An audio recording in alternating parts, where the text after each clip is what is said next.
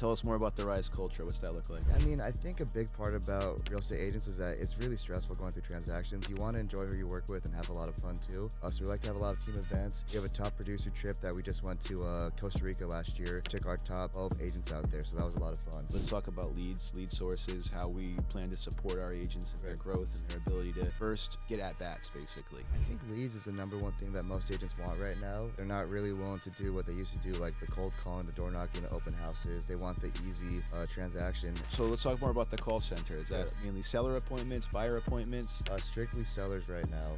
When we're talking about a real estate business, right? A lot of agents, big agents, have good real estate teams, good real estate businesses. Really, to kind of go to that next level, it's about having and really operating like an efficient business. It's really about having those systems locked in and dialed in. Well, yeah. Welcome to the Real Vision Show, where the game of real estate is all that we know. Step inside the booth, conversations that inspire. We talk keys, deeds, and that property empire. From first-time buyers to investors with a plan. Real talk, real lessons from the real estate race. Delighting out. What's up, everybody? Welcome back to our Real Vision Studios here. We have some big things brewing and changes in 2026. Together we rise. I'm here to interview today our man, Sunny Narang from California, the LA area, owner of the biggest real team in the entire country. When you merge all of the individual expansion teams together, Sunny is a longtime real estate veteran. He is one of the biggest agents in the country. He's done amazing things in our industry with building tertiary businesses to support his team, his growth, and our vision moving together, building Rise New England, which is something we're really excited to talk to everybody about today.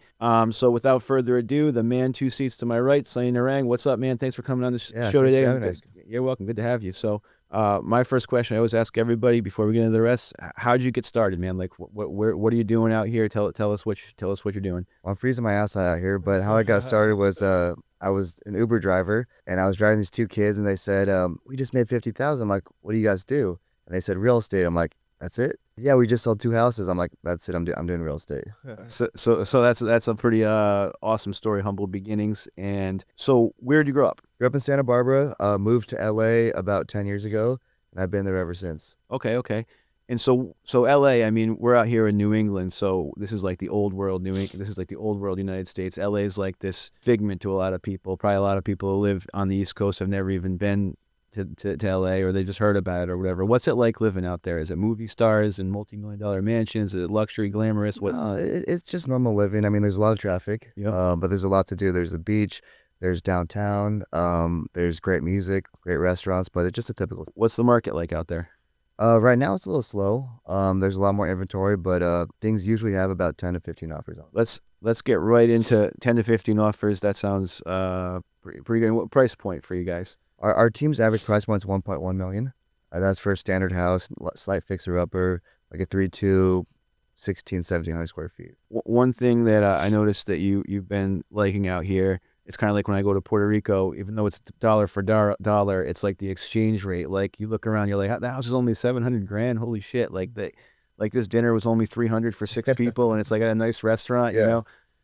So the money goes a little bit further out here, right? For sure. Yeah, the first restaurant I think was our bill was $100, so that was great. Yeah, that's like a coffee and a drink out there in LA. So most pressingly, Sunny, we could make this whole episode about Sunny's credentials and the things he's accomplished: mortgage, escrow, staging, real estate teams. Not, like I said, biggest real team in the country when you put together all the expansion offices. But let's talk about Rise. Let's talk about Rise. Let's talk about Rise New England and what we're doing out here. And Mike and Boots, you guys please feel free to jump in at any point with your comments on what we're doing together, because we have huge announcements coming up for our company and a merger that we're creating that we think is going to be highly beneficial for agents, creating opportunities for people at all production levels to scale their business. So let's talk about Rise, man. Yeah. Where do you want to start? What are we doing here today?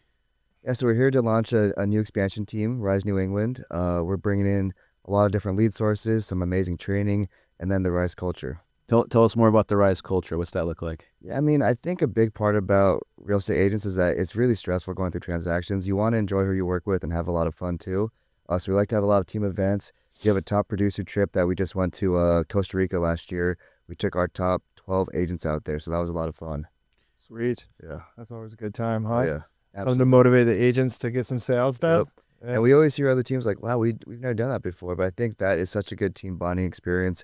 You also get to kind of just ask them what's working for you guys and get into it. So that it also helps everyone grow. When agents hear about teams, one of the first questions they always have is leads. Yeah. Let's talk about lead sources, how we plan to support our agents in their growth and their ability to first get at bats, basically. I think leads is the number one thing that most agents want right now. They're not really willing to do what they used to do, like the cold calling, the door knocking, the open houses. They want the easy transaction. And we do a lot of Zillow. We do Realtor.com. We have a call center that sets up listing appointments, but Zillow is super low funnel. The typical time to get under contract is about 62 days. It doesn't get any easier than that. True that. So let's talk more about the call center. Is that mainly seller appointments, buyer appointments? Strictly sellers right now. So we're calling homeowners to see if they want a home valuation. Sometimes they want a cash offer, they want to sell it off market, or they go the traditional route and they put it on the market. My nickname that I stole from that millionaire New York agent guy is the listing machine, right? Okay. So for agents that are looking for at-bats for listings, we have a number of listing sources in addition to the call center to get you at-bats in front of people who want to sell houses. And some of them are direct buy opportunities too. If you're someone who likes a direct buy and flip or buy and hold, we want to help our agents create tremendous wealth here in this market, which let's talk about that. I mean, and Mike, I'd love to hear you jump in on this too. Yeah. What made you guys choose this market? Like what made you choose this market and what made you choose to go into business with us? Because it's a two-way street. Like obviously when we saw the value proposition you brought to the table, we were excited about it, but I'm sure there are people that are fits and people that aren't, and you flew all the way out here from sunny California to cold ass Rhode Island. So what made you do that, man? Like, why'd you choose us? Yeah, when we looked at the cost of leads out here, it was pretty affordable for what we're looking to do.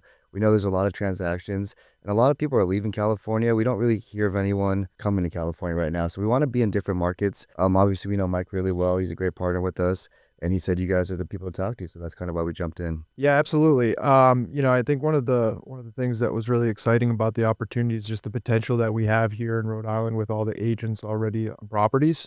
When I met with Sunny a couple of years ago, the Rise Group was just kind of getting started, and now there's 600 agents in different markets, right? 30 agents when we met 2 years ago. Yeah, so from 30 agents to over 600, multiple markets, multiple states. The one thing that I always love hearing you about from your experiences a little bit is, what has allowed you guys to really grow that much? Because obviously I have a partnership in one of these out in LA, but there's several. We're also now in Nashville, DC, Houston, and then as of January 1st, 2026, we're here in New England. Yeah, I think people follow production and they follow good leadership, and we've been lucky enough to find the right partners that are good leaders, and obviously we provide a lot of leads that helps with conversion. So a lot of our teams are doing very well, and with the power of social media, other agents see that and they want to join. Yeah, I mean, it's the number of opportunities is something that really, for me, was something that was pretty clutch when you're looking to help improve the quality of life for your real estate agents on your team. You want to give them those opportunities, but also I think what's really unique about what Chris and you have created is the training and accountability for it in the culture. Culture has always been something important for you. Can you speak a little bit about what the Rise culture looks like? Yeah, I mean, we try to create the least toxic environment as we can. It came from a pretty toxic team when I started real estate, and it's not fun working like that. People lie to each other. Actually, my first team, we used to have we had a lot of listings, and we had a lot of folders with our offers and counter offers, and people would come to the office late at night and see what the highest offer was and offer like $500 more than that. Wow. And it was so tough to be in that environment and where you always put people down. Real estate's already stressful enough. You want to be around people that want you to win, and there's enough business to go around. Yeah, well, some shared experience. And one of my first teams had kind of a similar experience. Actually, the reason why I left that team was a integrity kind of character issue on something like that similarly. But and kind of looking at the future here, what if I was a real estate agent coming in 2026 and I'm looking for a home, what do you think that we could speak to those folks about to entice them to take a look at what we're doing here at Rise? Yeah, I would see where they get their business from, and I would show them what we can offer to help them double their business. If they're very listing heavy, we have a full listing team where they put their home on the MLS for you. They help create social media ads, help create mailers for you. It's a full operation. That way you can get your time back and go prospect, get more deals. I think for top producers, that's very, very important.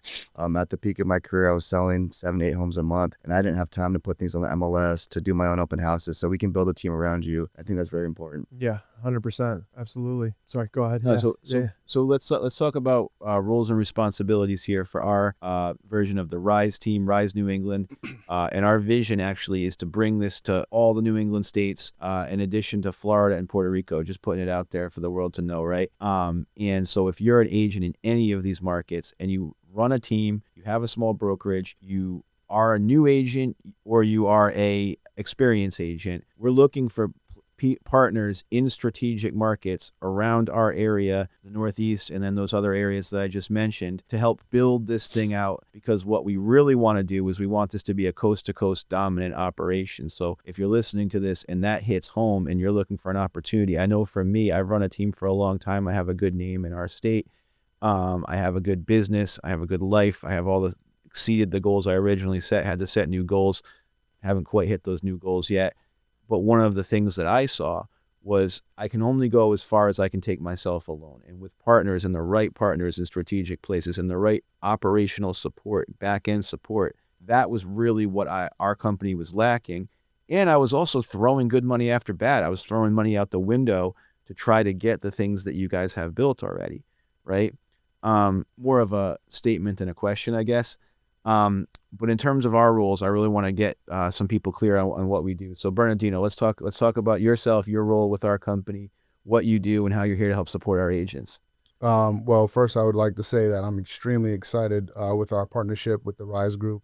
I think it's going to enhance a lot of productivity for these agents and give them, endless just like ceilings. So we basically been trying to brainstorm something similar over the last year. And, through trial and error, we just couldn't get over the hump.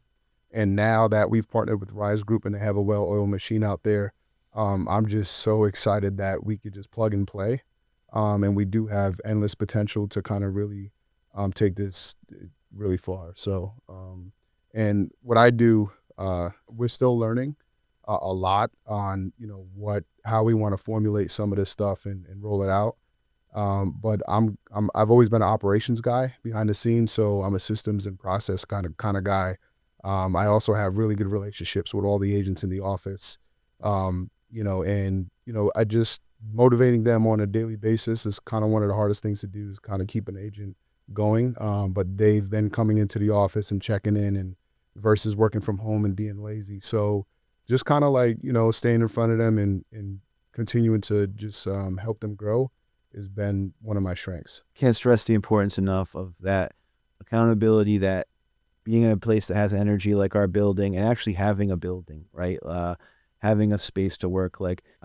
You can become fairly effective at home in your underwear with a laundry basket on your table next to your laptop and your breakfast over on the other side of the table, but you're going to automatically cap yourself, because if you're saying, how do I get to 100% peak efficiency? It's not going to be that. You're going to be working at 70% peak efficiency and convincing yourself that you're doing pretty good and you're pretty busy. But if you really want to watch somebody who knows how to move, you're going to watch a guy like Sunny, or dare I say even a little bit, someone like myself, who is very regimented, very disciplined about getting into a space where you can maximize your work, where you have your everything in front of you, where you can really lock in and focus. And so we're seeing a lot of our agents really benefit from that, in addition to the culture of getting together, camaraderie calls, having not toxic competition, but friendly competition, and driving it up. And I have a lot of thanks, and we have a lot of gratitude and great reviews for Mr. Aransky across from me here, Mike, about his training. He's kind of like the director, like the head of our training and leads program here at Rise. So why don't you talk about that a little bit, Mike? Yeah, sure. I appreciate the sentiments and the kind words. Everything that I've been able to provide and help so far is things that I've learned from these guys and from my partners. It's, one thing I'll just quickly say is it's truly great when your partners are also someone that you can lean on and look forward in a mentorship capacity to. We're always looking to come from an area where we're trying to be learners first.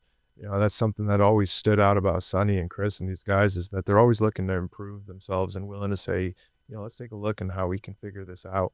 Um, One thing that we realized pretty early on is agents love opportunities. But if the opportunity isn't successful immediately, there's a problem with that opportunity. There's not necessarily the agent themselves or the skill level. Sometimes we don't even know what we don't know. So the opportunities are great, but by themselves, just getting leads is not going to get the job done. What we really want to do is support those agents with two things. One is accountability, and the other is training and education, right? So, I'm a huge basics guy. I love scripts. I love training on scripts because that's your fundamentals. You need to be able to convert a lead, right? In real estate, that's what it's sales at the end of the day. And so many of us, maybe we do it naturally. We don't even realize that we do use scripts in our day to day. But that's kind of where we really start with the agents. So when we're onboarding agents, we're really heavy on the training, the education, so that we can feel confident that when we're in front of clients, then that we're closing them, and we feel really good about the communication that's going out there with clients and getting a lot of sales. I've seen agents that are doing, coming in, some new agents that just from the opportunities from Zillow and some of the other lead sources we use have done 10, 12 deals in their first year. This is starting from scratch. I've seen some agents that have been in the 10 to 20 camp that have literally doubled their business. It's really been impressive to see. Great mentorship, great training allows that to happen. What allows that to happen is Chris, who's not here, unfortunately with us today, but he's also been on the back end helping with all the systems so that it can run efficiently. When we're talking about a real estate business, right? A lot of agents, big agents, have good real estate teams, good real estate businesses, but really to kind of go to that next level, it's about having and really operating like an efficient business. It's really about having those systems locked in and dialed in. Too many agents year after year are just kind of recreating or trying to recreate the same thing. And at Rise, one of the big benefits is you have that support, that structure 24/7, 365 all around you. Whether it's you need help with leads, with help with marketing, we have our own, our own broker even. And we're constantly looking to see that the value proposition of the team is matching with the agent, not only where they started, but where they're going to end up being. I think it's kind of safe to say that with lead programs, the agents want the leads, but they fall apart when all you're doing is throwing money at the ceiling or throwing spaghetti at the ceiling to see what sticks, versus creating all the infrastructure to actually make the lead program work and convert at a higher level, right? Totally. And we're not a lead program. That's not what we're doing really. We're a team, and so if the benefit, then maybe that's the first thing that gets the agent in or curious is that the leads that we do provide.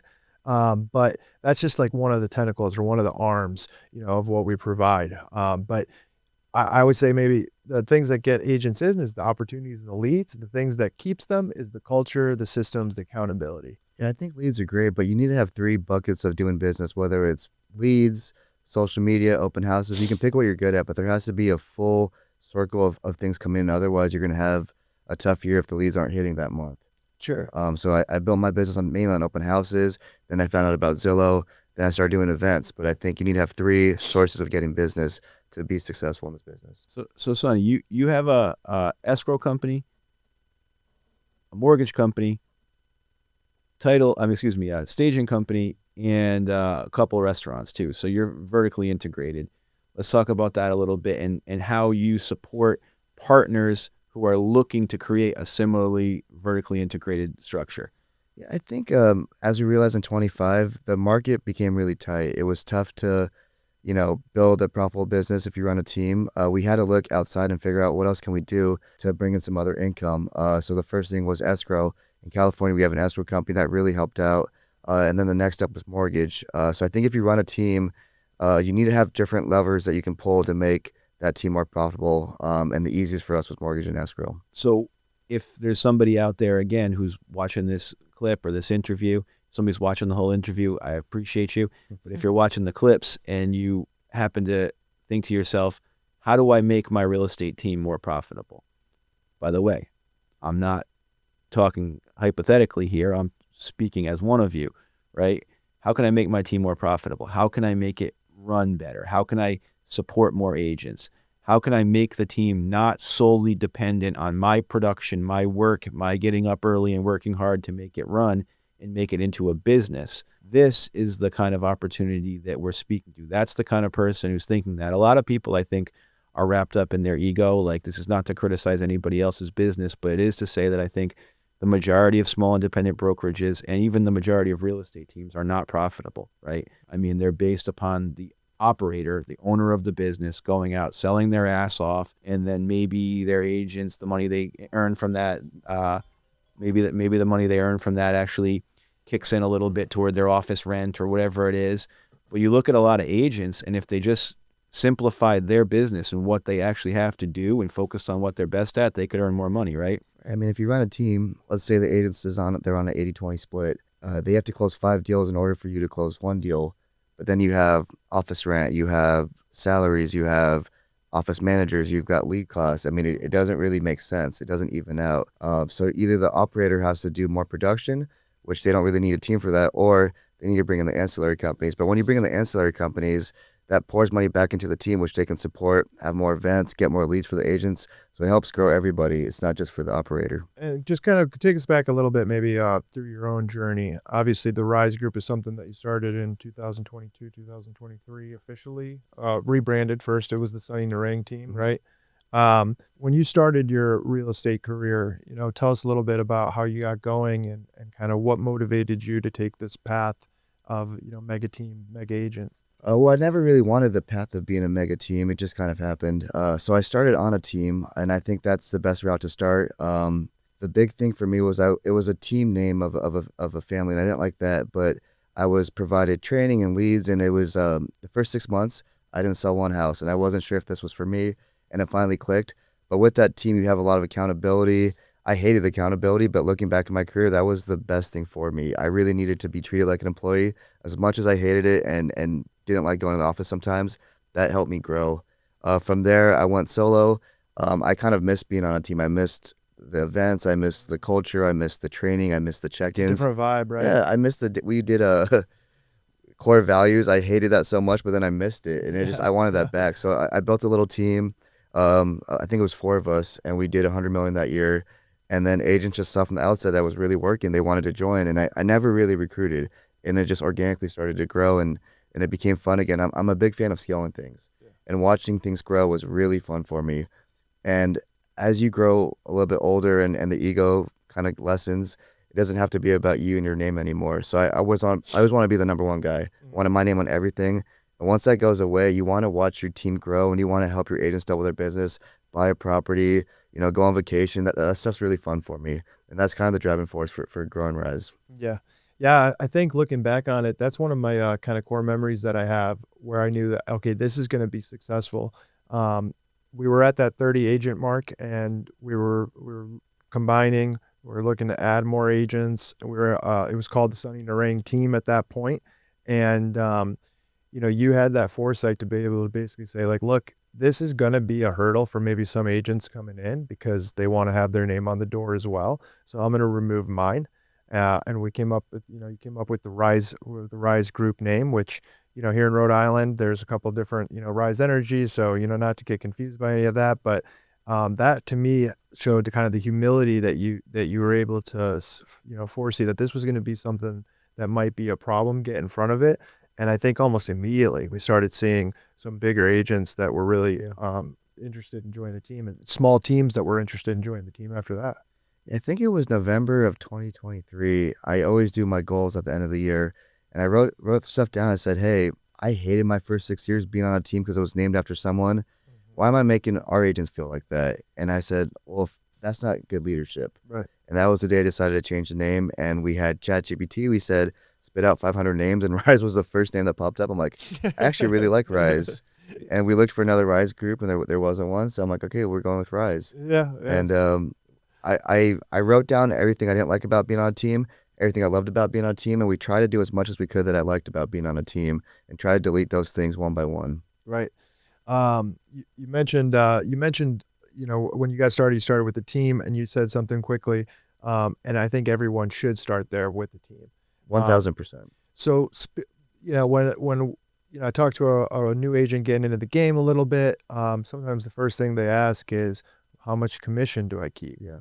And I always think, oh, that's a bit of a red flag. If that's the very first thing that you're asking is you're worried about whether you're going to see 100% or 80%. Or Scarcity mindset. I've interviewed over 5,000 agents. I've never seen one agent that the first question they asked was, "What's my commission split?" Succeed. Mm. When I started, I was on a 32% split. I didn't give a shit. I was so excited to be working somewhere, have an office to sit at, a printer, and I just said, "Hey, how can I help? How can I do an open house? Where are the trainings at? Who can I shadow? Who can I go to for this?" And that's the kind of agents that you look for. And in hindsight, the agents that ask me those questions, I always reward them. I want them to grow, and because it reminds me of myself. Totally. That's the kind of agents you look for. That's the kind of partnerships you look Right. for.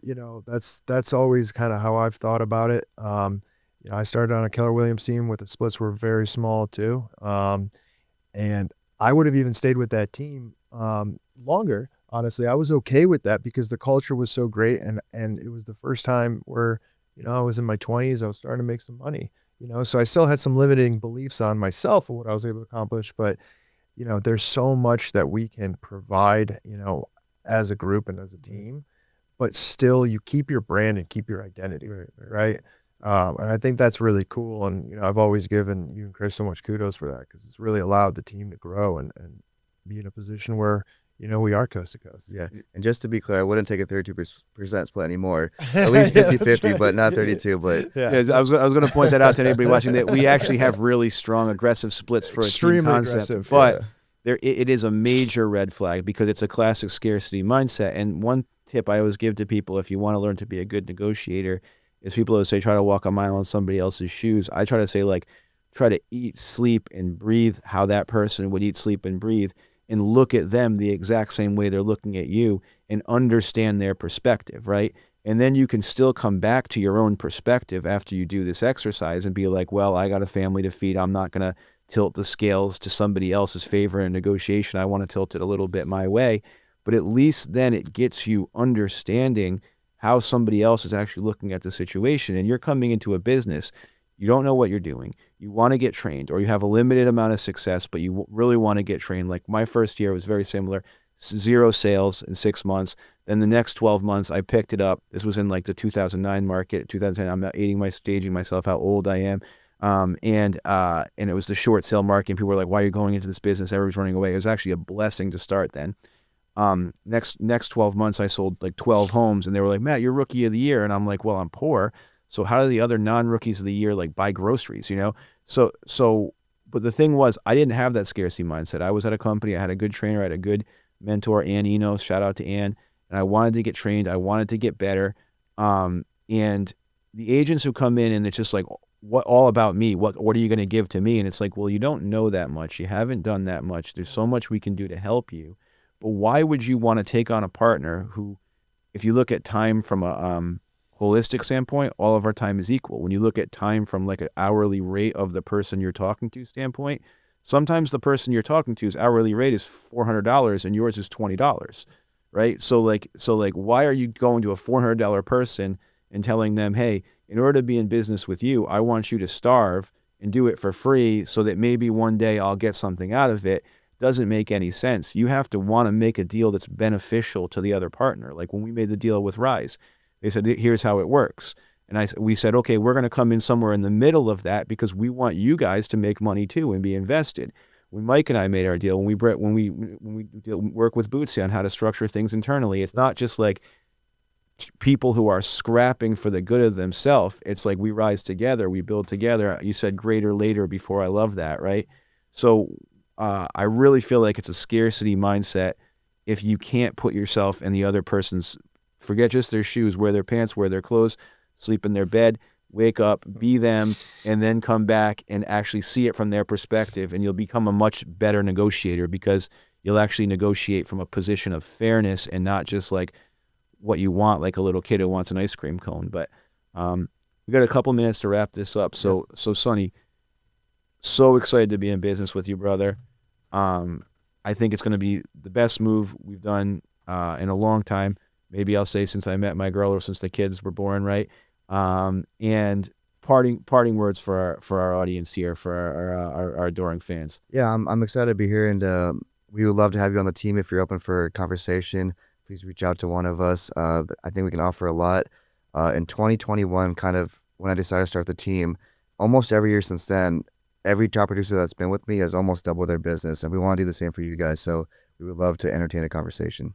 Yeah, gentlemen, I'm pumped. The value that we're providing for these agents is endless. And I don't, in the New England, especially the Rhode Island market, there's nothing out there like what we're doing.